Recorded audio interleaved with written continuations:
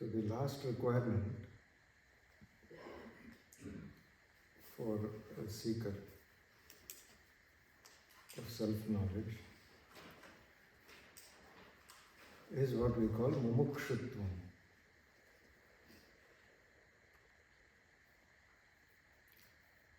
Mumukshutvam means the desire for freedom.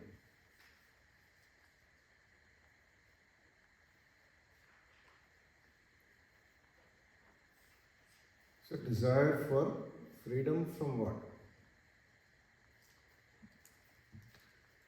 Desire for freedom from this sense of limitation.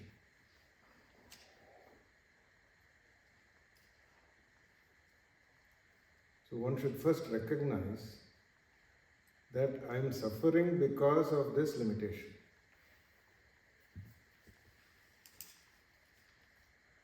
Normally people don't want to recognize. People think limitation is enjoyable. And individuality is good. So there is no desire or intention to get rid of this limited personality. So, for that, one needs to have adequate viveka, vairagya.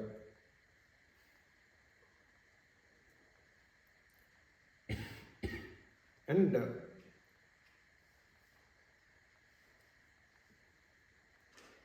Vairagya is not suppression, which I wanted to say.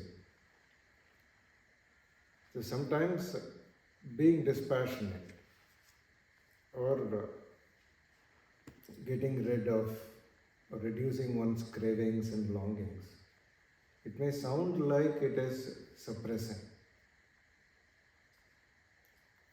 But here it is growing out of the need for satisfying those cravings.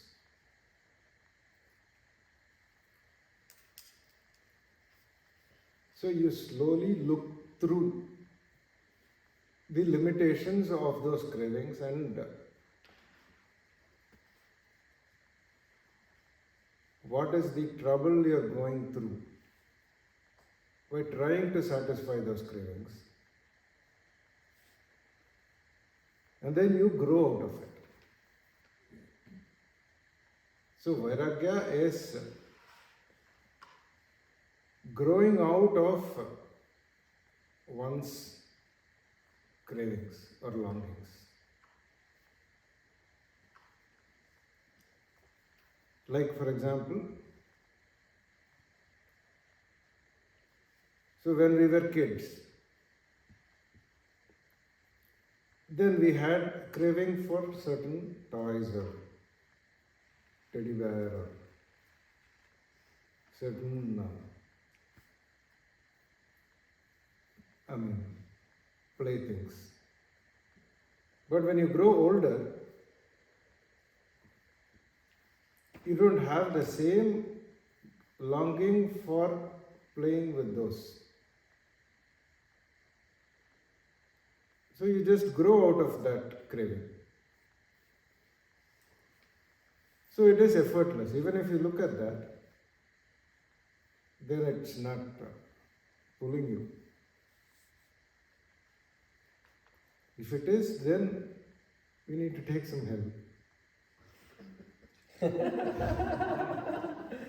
But hopefully it should not be. So suppose I had a desire for a balloon as a kid. So a 25-year-old man or a 30-year-old man, so plays with the balloon the same way a kid would play with a balloon. Then obviously you will feel sorry for that person. So if a kid is playing, then you will enjoy it. But if an older man or woman would play with that, so then you would just See how you can help that person. So Vairagya has to happen like that. There is no suppression involved. And it's very naturally and very smoothly growing out of one's longings. That can happen only by thinking properly, by seeing the trouble that you have to undergo to fulfill that craving or longing. Or it just doesn't interest you anymore, not even trouble. It just doesn't interest you anymore. Someone else can have it. So, but I don't want to have anything to do with it. So that is about Vairagya. And once you have it, then that dispassion itself gives you pleasure. Like, for example, someone likes sweets a lot. But then you learn, you come to know that sugar is slow poison. So sugar is not good at any level. Refined sugar, processed sugar is the worst thing that we can do to ourselves. So when you get that knowledge, then slowly you allow that to sink in. Then when you see sugar, then automatically you have a certain aversion for sugar. Your mind doesn't even want to go near that. And this can happen with anything that is unhealthy. In the beginning, it's difficult to pull your mind away. But with understanding, it happens very naturally. That is how Vairagya should be. So in the beginning, it looks like I have to give up whatever I really enjoy. But then when you see the defects, when you see the drawbacks and pitfalls, then effortlessly your mind pulls back. So there is a healthy aversion. Like in the Bhagavad Gita, 2nd chapter, Arjuna asks Lord Krishna, what are the characteristics of a wise person? So Lord Krishna starts by saying that when a person gives up all whims and fancies of the mind, desires of the mind, anything that the mind cooks up, and then is totally at peace with oneself,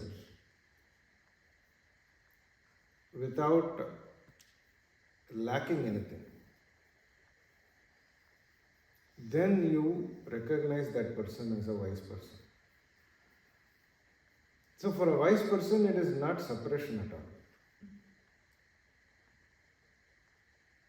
Just like we see a balloon and we don't have anything to do with that balloon. If there is a kid, maybe take that balloon and give it to that kid. But for ourselves, we don't have anything to do with it. So the mind is not pulled in infinite directions. I want to do this, I want to do that. So desperately trying to maximize your time. So that is not there. And you enjoy it. Enjoy not fulfilling that craving, but enjoy not being attracted. That's far more enjoyable than fulfilling it. Not being attracted to something.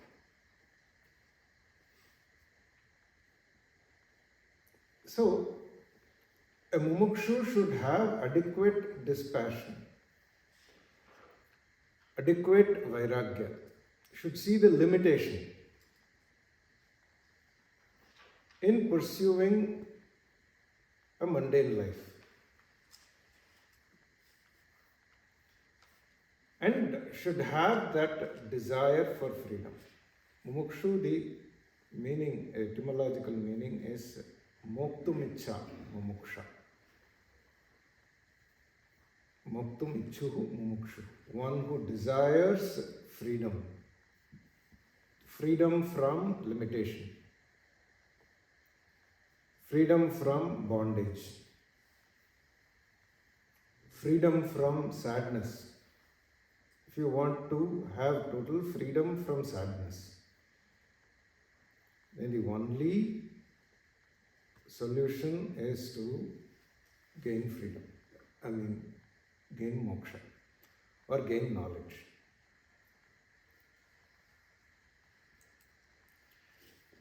So that intense desire should be there. Like there was one great Mahatma in India, in the land where Satya comes from. So Ramakrishna Paramahamsa. So the guru of Swami Vivekananda. So once someone asked him, so how intense should the desire be? Then he answered that the desire should be as intense as there will be a desire for water when your head is on fire.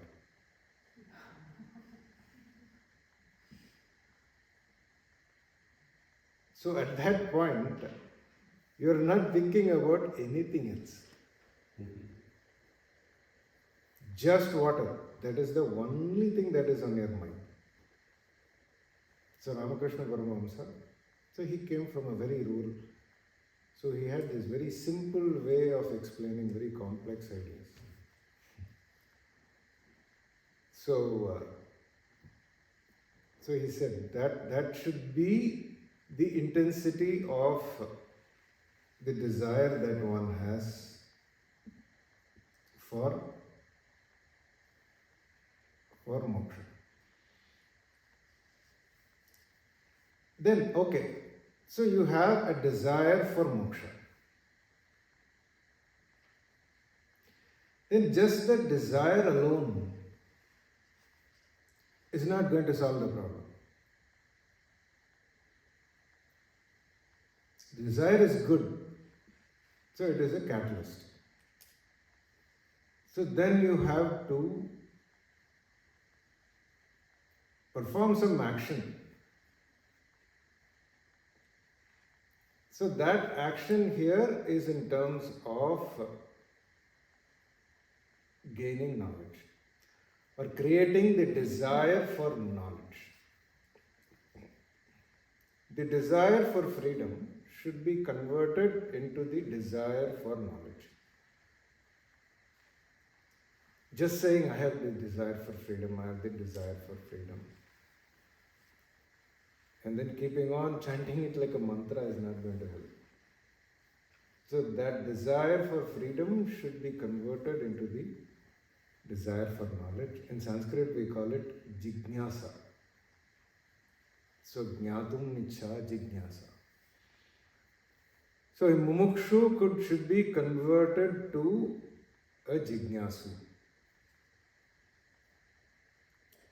And then I start on this pursuit.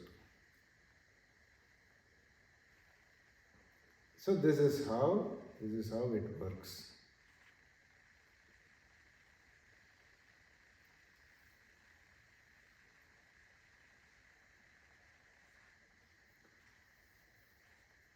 So Mumukshutvam. So this is the last. And in fact, everything else contributes towards this. Or this also contributes towards increasing all other qualifications. So once this Mumukshutvam is there, then Viveka will increase. Discrimination will increase. Because you want to be free of this limitation, then naturally you will start discriminating. And once Viveka increases, Mumukshutvam will also increase. So it is like they feed into each other. Then when the discrimination increases, then dispassion also increases. Because you are able to see the flaws. And then you're not attracted anymore. So Vairagya increases. The longing is not there. You grow out of that longing. Then Mumukshutvam increases, then Shama also increases. The restraint, mastery over the mind, that also increases. Mastery over the mind increases, then Mumukshutvam increases. So it is like both ways. So restraint over the sense organs, mastery, and then withdrawal into doing only the really necessary activity.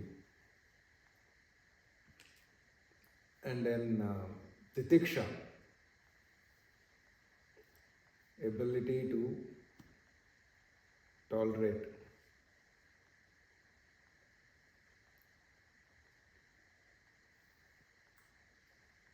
And Shraddha increases and Mumukshutvam also will increase. And Mumukshutvam increases, Shraddha will increase.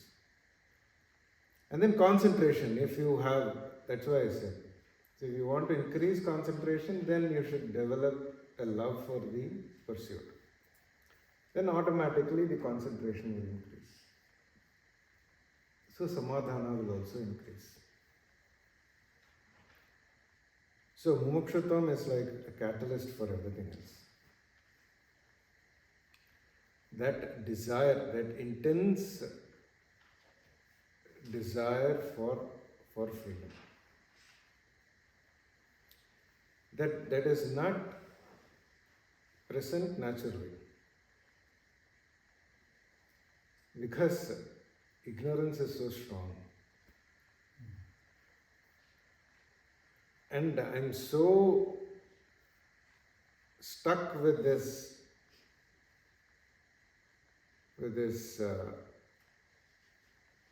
enjoying different experiences and identifying with this physical body,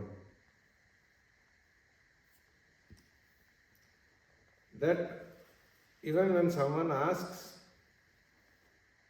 I completely ignore or I completely reject the idea of getting freed from the limitation of the body. Because I am totally convinced that limitation is a good thing. But on inquiry you find that limitation is the worst thing that we can do to ourselves. Looking at myself as a limited being. So that one gets tired at a certain point. So after a lot of experience, that's why a person who comes to spirituality, they say this person has traveled a lot in the journey of life. In this lifetime, the person may be young. But really, the person has gone through so many lifetimes, gone through so many struggles, and then realized that I'm not going anywhere.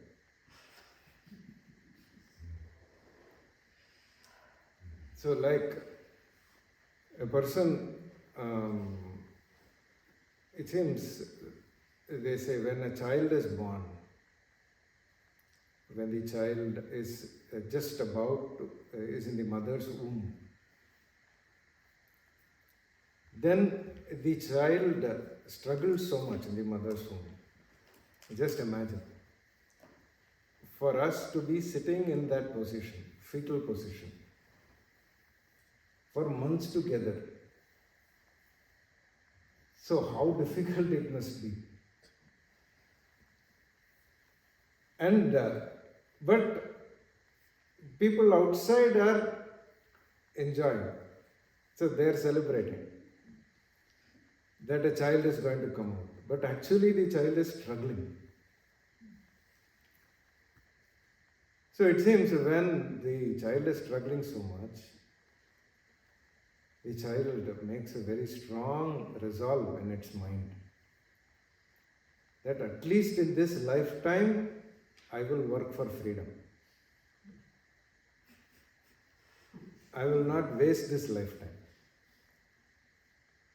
And I don't want to go through this again. So this 10 months, it's a complete torture, total torture. But the ignorance is so strong and Maya is so strong. The moment the child touches the ground, it seems it forgets everything. And then it is completely identified with the body.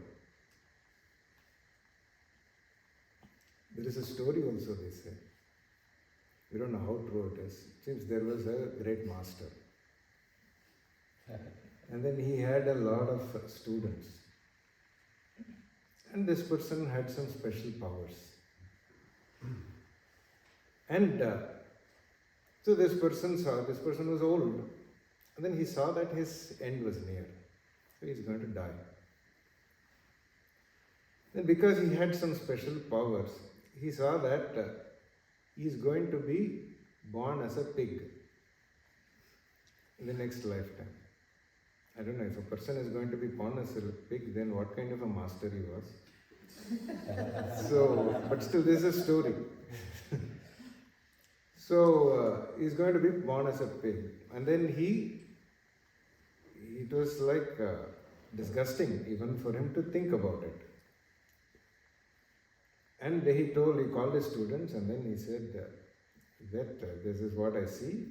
And I'm going to be born as a pig at this time, at this place, to this pig. So, and you will recognize me by some marks. So, by the time, immediately after I'm born, just don't think, just kill me. Because I don't want to live as a pig. So then the disciples also, they were ready. And this person died. And they waited for that moment. And then went there exactly at the appointed place. And the pig was delivering. So when a pig delivers, it doesn't deliver one or two. So it delivers a lot at the same time. So it delivered. And then they recognized, and they picked up the pig, which was the master reborn. Then they were going to kill it. So then it seems the pig shouted, "No, don't kill me." So I don't want to die, I want to experience the life of a pig. Because right now it is not that disgusting to me. It was disgusting earlier, but right now it is not that disgusting. So just leave me alone. So that is how they say human birth is also. So before we are born, we have this intense desire to work for freedom. But the moment we touch the ground, then all of that evaporates. And we are so identified and stuck to this body. And we convince ourselves that we are enjoying the limitation. So this is how it is. So this is, but because if one has traveled for a very long time, then that desire also manifests at some point. That mumukshutvam is there. So if it is very strong, it comes earlier in one's life. So that mumukshutvam should be converted into jignasa, the desire for knowledge. And that is how I strongly enter into this path of self-inquiry. I commit myself to this path of self-inquiry.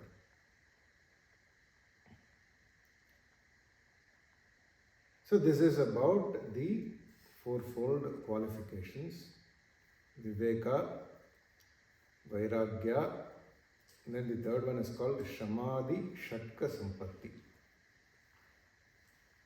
So the sixfold qualifications starting with Shama. And then Mumukshutvam.